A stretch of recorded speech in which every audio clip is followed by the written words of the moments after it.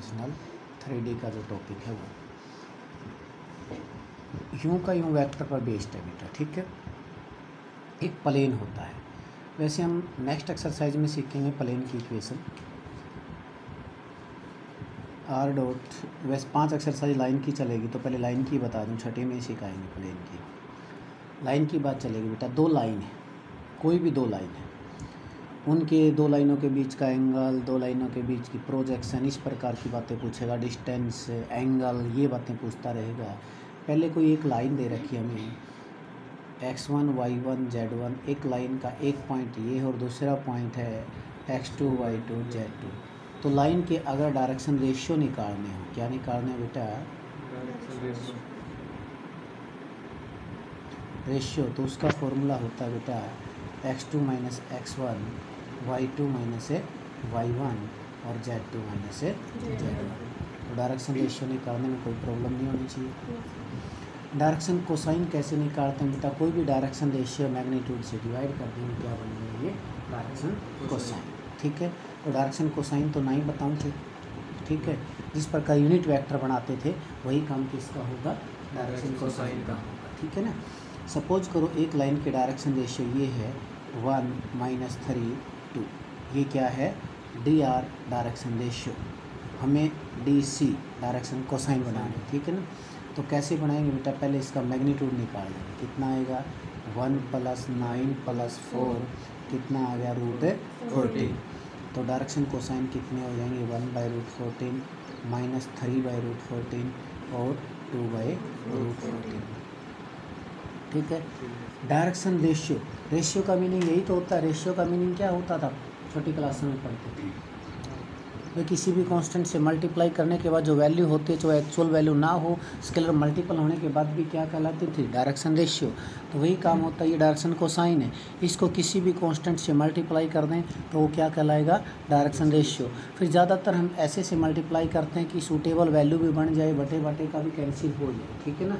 तो वही बात है, इसका डायरेक्शन रेशियो बनाना हो तो वापस √14 से मल्टीप्लाई कर रहे हैं तो क्या आ जाएगा, डायरेक्शन कोसाइन, रेशियो से कोसाइन तो ये है, अगर कांस्टेंट से मल्टीप्लाई कर देंगे क्या आ जाएगा, रेशियो, ठीक है। जैसे फॉर एग्जांपल ये लिख दिया 2/3 माइनस 1/3 और 2/3, आपको ये डायरेक्शन कोसाइन गिवन है, डीसी गिवन है, डायरेक्शन रेशियो निकालना है, ठीक है ना।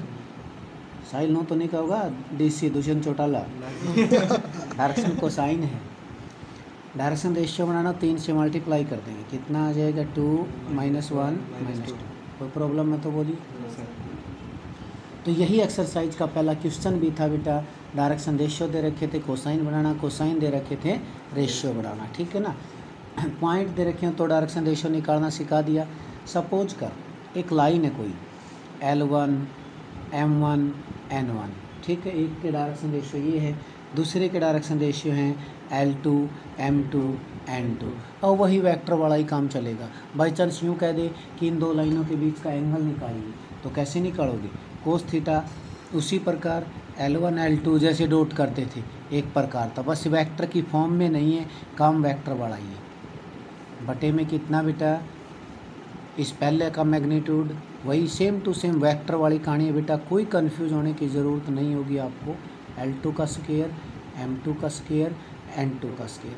ये बेटा कई बार बुक में देखोगे एग्जांपल वगैरह, वो थोड़ा सा कंफ्यूज करता है आपको। डायरेक्शन रेशियो के नाम न्यारे देगा, डायरेक्शन कोसाइन के न्यारे देगा, कि फद्दू बनाने की ज़रूरत नहीं है बेटा। डायरेक्शन कोसाइन तो मैग्नीट्यूड अपने आप 1 आ जाएगा, अलग अलग से 2 फार्मूले याद करने की क्या ज़रूरत होगी, ठीक है ना। कोई भड़क लेने की ज़रूरत को नहीं बेटा, डायरेक्शन कोसाइन है तो अपने अपनी चाहिए मैग्नीट्यूड निकालते हैं 1 आ जाएगा, ठीक है ना। उसमें क्या कर रहे हो, डायरेक्शन कोसाइन है तो नीचे लिखा है कौन, इतना फार्मूला बनाओ, ज़रूरत की है, हम पूरा रखेंगे भाई, 1 होगा 1 पुट कर देंगे, दिक्कत को नहीं। उसी प्रकार दो लाइन पैरेलल है तो पैरेलल में क्या था, कुछ कॉमन लेने के बाद बराबर आ जाए डायरेक्शन रेशियो तो क्या कहलाता था, पैरेलल। दूसरे शब्दों में ऐसे भी कह सकते हैं कि उनके बटे में करा रेशियो सेम आओ तो क्या कहलाता था, पैरेलल। तीसरी बात, ऐसे भी परपेंडिकुलर हो तो क्या बोलते थे, उनकी डॉट 0 आती थी। सेम यहीं पर डायरेक्शन रेशियो हो या कोसाइन हो, कौन सी भी चीज़ हो, अगर उनकी गुणा क्या आ जाएगी, 0 आ जाएगी, तो वो दो लाइन क्या कहलाएगी बेटा, परपेंडिकुलर। मीनिंग समझ आ जाना चाहिए। दूसरी बात ये डायरेक्शन रेशियो होते क्या है, ये तो एक पॉइंट के थ्रू बताए थे एंगल के थ्रू बात करें तो मान लिया कोई लाइन है, 3D की बात कर रहे हैं तो स्पेस में होगी, स्पेस में होगी तो उसका एक्स एक्सिस के साथ भी एंगल होगा, वाई के साथ भी होगा, जेड के साथ भी होगा। मान लिया एक्स एक्सिस के साथ एंगल अल्फ़ा है, वाई के साथ बीटा है और जेड के साथ है गामा है। इसीलिए डायरेक्शन कोसाइन बोलते हैं बेटा, कोस एंगल लगाते हैं इनकी, ये क्या कहलाते हैं, डायरेक्शन कोसाइन कहलाते हैं। क्या कहलाते हैं बेटा, डायरेक्शन कोसाइन की खास बात क्या होती है, इनके सुकेर का सम 1 होता है। वही मैग्नीट्यूड वाली बात बेटा, घुमा घुमा फिरा फिरा के नई नई बातें करेगा, लेकिन आपको माइंड सेट होना चाहिए। ठीक है, तो एक्सरसाइज स्टार्ट कर दें। देखिए क्वेश्चन नंबर 2 क्या कहता है बेटा, ए लाइन पासिस थ्रू इन 2 पॉइंटों से पास आउट होती है। एक लाइन की ये 2 पासिंग पॉइंट है बेटा, एक का नाम ए रख दिया, एक का बी। हमको डायरेक्शन रेशियो और डायरेक्शन कोसाइन निकालने। Direction ratio of line A B, line A B के डायरेक्शन कोसाइन रेशियो निकालते हैं बेटा। -2 -6 कितना हो जाएगा, -8। 4 -7 कितना हो जाएगा, 3 -7 सॉरी -4 2, यही आया। डायरेक्शन रेशियो में से जितना मर्जी कॉमन ले सकते हैं, कोई इफेक्ट नहीं पड़ेगा। आप प्लस का 2 भी कॉमन ले सकते हो, -2 का भी कॉमन ले सकते हो, रेशियो ही हो गया जब। ठीक है, जितना कॉमन आए ले सकते हैं। डायरेक्शन कोसाइन, डायरेक्शन कोसाइन निकालने के लिए मैग्नीट्यूड निकालना होगा बेटा। कितना आ जाएगा, +4 +1 कितना आ गया, ऊपर वाला का निकालोगे तो 2√21 होगा। बटे में करने के बाद आंसर सेम होगा, डायरेक्शन कोसाइन सेम आते हैं। ठीक है ना, डायरेक्शन कोसाइन निकालते हैं, कितना आ गया बेटा, 4/√21, 2/√21 और -1/√21। समझ आ जाना चाहिए। तो ये नहीं है कि आप वहाँ से निकालते तो अलग आता, यही आता बेटा, सिर्फ प्लस माइनस का फ़र्क रह सकता है, इससे अलावा कोई फ़र्क नहीं रहेगा। ठीक है, देखिए बेटा क्वेश्चन नंबर 3 बहुत ही अच्छा क्वेश्चन है। क्या कहता है कि कोई लाइन है, आज के बाद ये बात मौखिक रूप से भी याद होनी चाहिए, कंपटीशन की दृष्टि से भी इम्पोर्टेंट है। ठीक है ना, और वैसे एक आधी जगह प्लेन के अंदर यूज भी होगी। What are the direction cosine of line equally inclination to the axis, equal angle बनाती है बेटा, एक्स के साथ भी अल्फ़ा, वाई के साथ भी अल्फ़ा और जेड के साथ भी अल्फ़ा। तो डायरेक्शन कोसाइन क्या होंगे बेटा, शाबाश, जो हमें ढूंढने हैं क्या होंगे, cos alpha cos alpha cos alpha. हमें तो कोस अल्फ़ा की वैल्यू चाहिए, एंगल अल्फ़ा हमारे द्वारा लेट किया हुआ है, एग्जैक्ट एंगल थोड़ी है कोई। ठीक है, तो हमें कंडीशन पता है, डायरेक्शन कोसाइन के सुकेर का सम कितना होता है, 1 होता है। कितना आ गया, 3 कोस सुकेर अल्फ़ा = 1, यानी कितना आ गया, कोस सुकेर अल्फ़ा = 1/3 और कोस अल्फ़ा कितना आ गया, ±1/√3। तो रख दीजिए वैल्यू, ±1/√3 ±1/√3 और ±1/√3। ये क्या आ गए, डायरेक्शन कोसाइन उस लाइन के जो तीनों एक्सिस के साथ इक्वल एंगल बनाती है। समझ आ जाना चाहिए। अगला क्वेश्चन देखिए बेटा, अगला क्वेश्चन इससे भी ज़्यादा ईजी। क्या कहता है, कहता है कोई लाइन एक्स एक्सिस के साथ 45 का एंगल बनाती है और वाई एक्सिस के साथ 60 का, जेड के साथ एंगल निकालिए। तो आपके डायरेक्शन कोसाइन क्या होंगे बेटा, कोस 45 कोस 60 और जेड के साथ हमने एंगल मान लिया गामा, कोस गामा, यही बनेगा। इस गामा की तो वैल्यू निकालनी है, फॉर्मूला पता है, cos square alpha cos square beta plus cos square gamma कितना होता था, 1। अब यूँ कह दीजिए अल्फ़ा बीटा गामा की जगह 45 60 और गामा की जगह गामा ही है। कोस 45 1/√2 होता है, उसका स्क्वायर करोगे 1/2 आ गया। कोस 60 1/2 होता है, उसका स्क्वायर 1/4 आ गया बेटे। दूसरी साइड ले जाके सारी चीज़ घटाएंगे, कोस स्क्वायर गामा = कितना बचेगा, 1/4। कोस गामा की वैल्यू कितनी आ गई, ±1/2। कोस अल्फ़ा की वैल्यू कितनी आ गई बेटा, तो कोस 1/2 कब होता है, 60 पर, और -1/2 सेकेंड क्वाड्रेंट में 120 पर। तो क्वेश्चन नंबर 3 भी 4 था, सॉरी, समझ आ जाना चाहिए।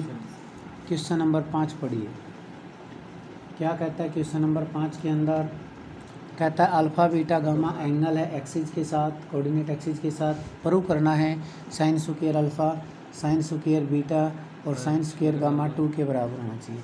अगर ये एंगल है तो कंडीशन क्या थी बेटा, cos square alpha cos square beta और प्लस कोस स्क्वायर गामा कितना होता है 1, लिख देना वी नो दैट, ठीक है ना।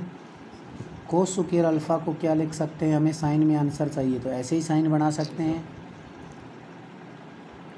और ऐसे साइन बनाएंगे अपने आप आंसर आ जाएगा, चिंता करने की ज़रूरत नहीं होगी, ठीक है ना। कितना आगे बेटा, माइनस का साइन स्क्वायर अल्फ़ा माइनस का साइन स्क्वायर बीटा माइनस का sine square gamma equal to 1 1 1 3, दूसरी साइड ले जाकर घटाएंगे -2, माइनस कॉमन लेके कैंसिल कर देंगे, sine square alpha sine square beta और sine square gamma is equal to 2, और यही प्रूव करना था बेटा। शो यूजिंग डायरेक्शन रेशियो का यूज करते हुए ये 3 पॉइंट आपको कोलिनियर दिखाने हैं बेटा। वैसे बताइए कोलिनियर अब वेक्टर की फॉर्म में दिखा चुके हैं पिछले चैप्टर के अंदर, ठीक है, पिछले चैप्टर के अंदर वेक्टर की फॉर्म में दिखा चुके हैं। ए बी और बी सी वेक्टर निकालते थे, कुछ कॉमन लेने के बाद सेम आ जाता तो वेक्टर पैरेलल कहलाते थे, पॉइंट कोलिनियर कहलाते थे। सेम सिचुएशन हेयर, ठीक है ना। लाइन पैरेलल कहलाएगी, पॉइंट की बात करेंगे तो कोलिनियर कहलाएगी, ठीक है ना।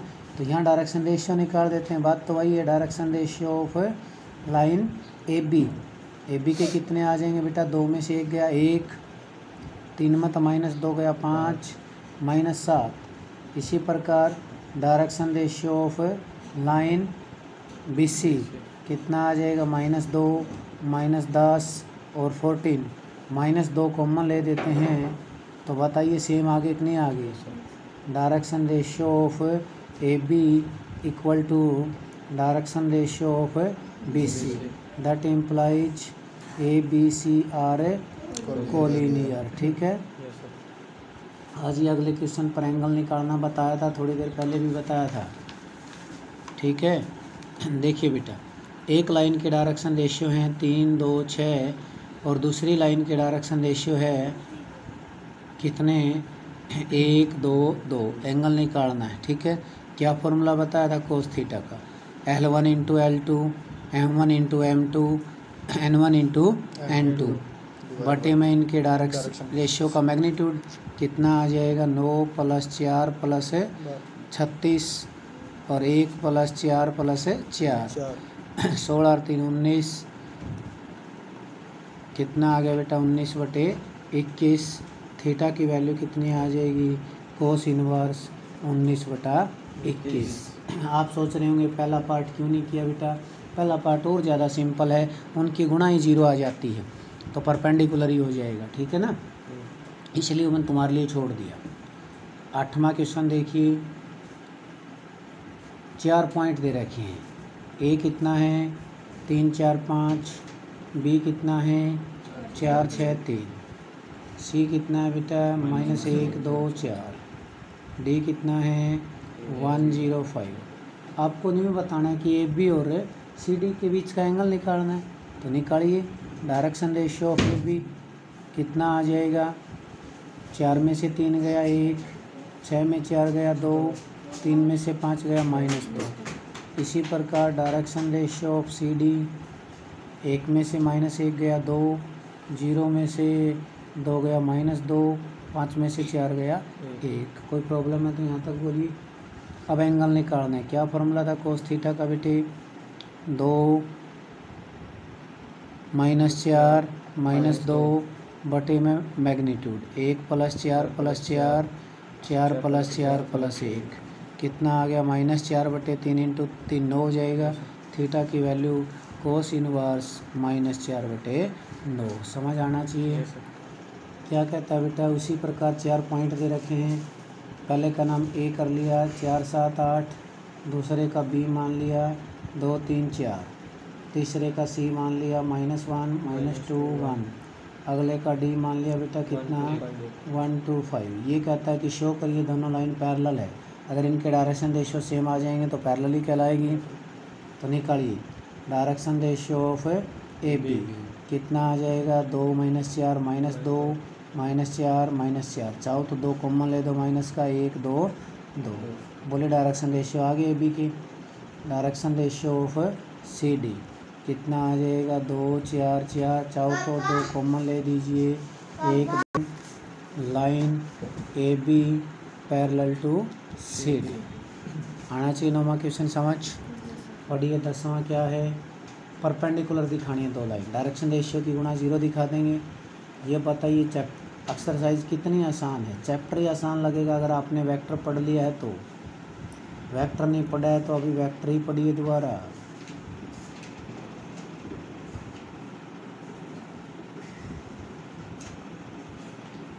क्या निकालना बेटा, direction ratio of A B कितना आ जाएगा, 2 5 -4। Direction ratio of C D 3, 5 में से 3 गए 2 4। अगर दोनों की गुणा 0 आ जाएगी तो कितना आ जाएगा बेटा। नाउ हम चेक करते हैं, परपेंडिकुलर के लिए कंडीशन लिखूं तो याद है कंडीशन,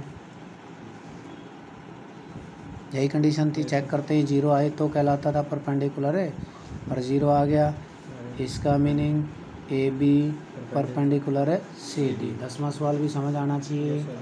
11वां सवाल पढ़िए बेटा। 11वां सवाल मैं सोचता हूँ कि आपके लिए छोड़ दूँ, थोड़ा सा करा भी देंगे, चिंता मत करिए।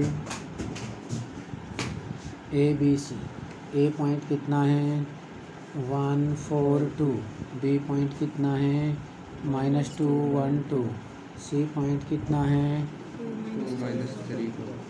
अब आपको एंगल निकालना है ट्रायंगल के, यो एंगल निकालेंगे तो इन दोनों डायरेक्शन रेशियो की हेल्प से, यो निकालेंगे तो इन दोनों की हेल्प से। तो इस लाइन के डायरेक्शन रेशियो निकालते हैं ए बी के, या बी या ए बी कोई फ़र्क नहीं पड़ता। 1 में से 2 -2 गया 3, 4 में से 1 गया 3, 2 में से 2 गया 0।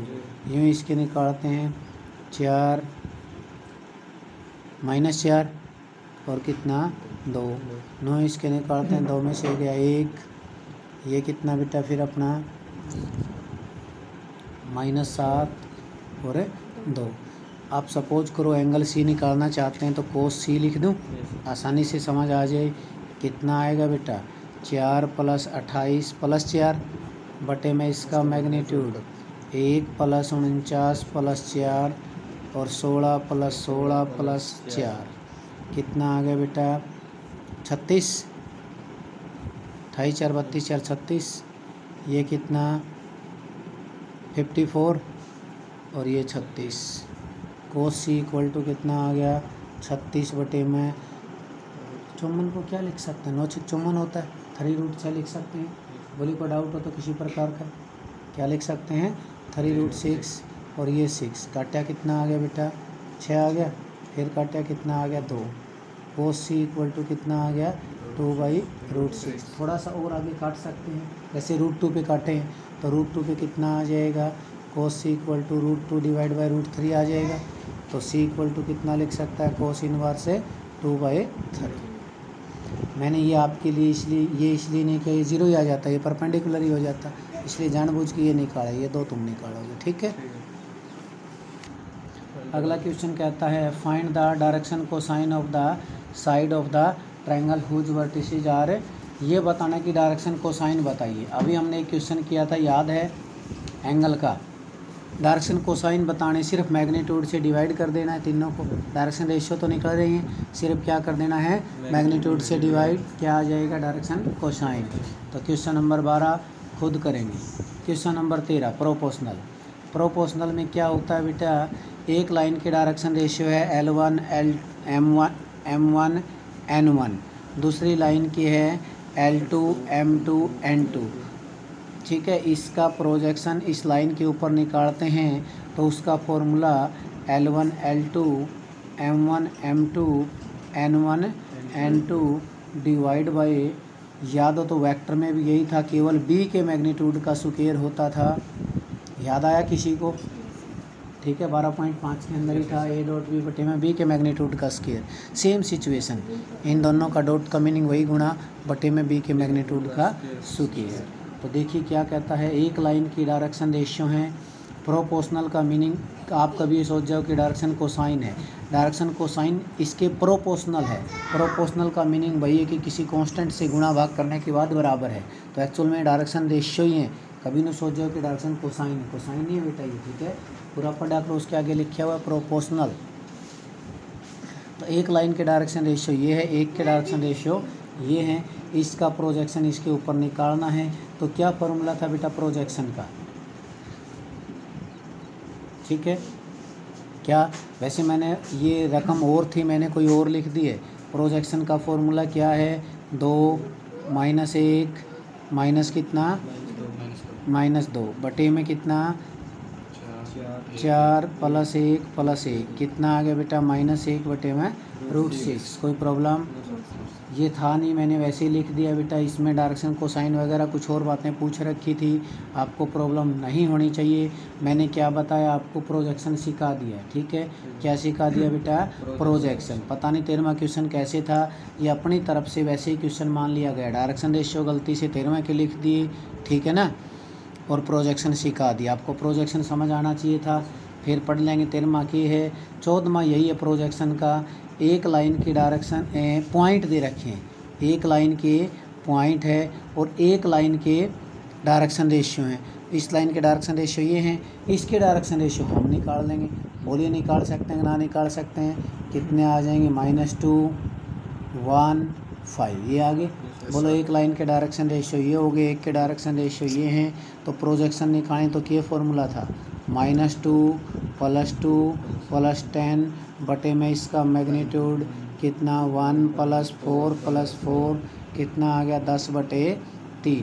कितना आ गया बेटा 10/3। कोई प्रॉब्लम नहीं होनी चाहिए, ठीक है, ठीक है। अब क्वेश्चन नंबर 13वां है, वो कुछ और था बेटा, ये प्रोजेक्शन का सिखा दिया मैंने, पहले यूँ कह दीजिए। यहीं से क्वेश्चन नंबर 14 है आपका ये, ठीक है ना। क्वेश्चन नंबर 13 अलग ही है। क्या कहता है, फाइंड द डायरेक्शन कोसाइन। एक लाइन के डायरेक्शन कोसाइन निकालने हैं जो इसके परपेंडिकुलर हो, दोनों की, जो इन दोनों के क्या हो, जो लाइन निकालनी है उसके direction ratio L M N मान लिए बेटा। और ये डायरेक्शन रेशियो माने हैं, क्या माने हैं, वो इन दोनों के परपेंडिकुलर है। दोनों के साथ डॉट प्रोडक्ट क्या आएगी, 0 आएगी बेटा। कितना 2L + M - N यही आएगा। कैसे निकालते the value, L M N जो 23/12 का फॉर्मूला था आपका छोटी क्लास में। कितना 1 -2 कितना आ जाएगा -1 M के बटे में 4 5 हो जाएगा, N के बटे में 3। तो डायरेक्शन रेशियो कितने आ चुके बेटा, डायरेक्शन कोसाइन निकालने तो मैग्नीट्यूड से डिवाइड कर दें। मैग्नीट्यूड कितना आएगा इसका 1 + 25 + 9 कितना आ जाएगा √35। तो हम डायरेक्शन कोसाइन लिखना चाहते हैं -1/√35, 5 / √35 और 3 / तो चिंता नहीं करनी बेटा। जो अगला क्वेश्चन है वो है फुट ऑफ परपेंडिकुलर का, जो थर्ड एक्सरसाइज में थर्ड में है शायद, फुट ऑफ परपेंडिकुलर की 4-5 क्वेश्चन है। उस दिन खुद करोगे, नहीं आए तो पूछोगे, ठीक है। तो 14 तक की आज इस एक्सरसाइज के कर लेने हैं और कल आप वेक्टर का रिवीजन कर लोगे। मंडे को आपका टेस्ट होगा।